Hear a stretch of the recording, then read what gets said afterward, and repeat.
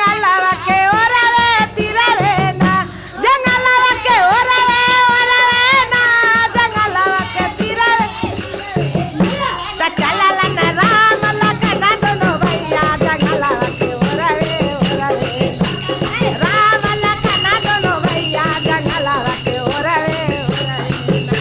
आ चलला न राम लखन दोनों भैया जंगलवा के ओरवे आ त चलला न राम लखन दोनों भैया जंगलवा के ओरवे एक किना का बिना सुन भैले अयोध्या किना का बिना चौपा एक किना का बिना सुन भैले अयोध्या किना का बिना चौपा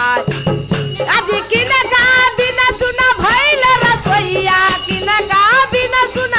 भैले रसोईया के मोर भोजन बनाई जंगलवा के ओरवे ना चलला न राम लखन दोनों भैया जंगलवा के ओरवे आ चलला न राम लखन दोनों भैया जंगलवा के ओरवे आ त चलला न राम लखन दोनों भैया जंगलवा के ओरवे आ चलला न राम लखन दोनों भैया जंगलवा के ओरवे यदि राम बिना सुन भैले अयोध्या लक्ष्मण बिना चौपाई यदि राम बिना सुन भैले अयोध्या लक्ष्मण बिना चौपाई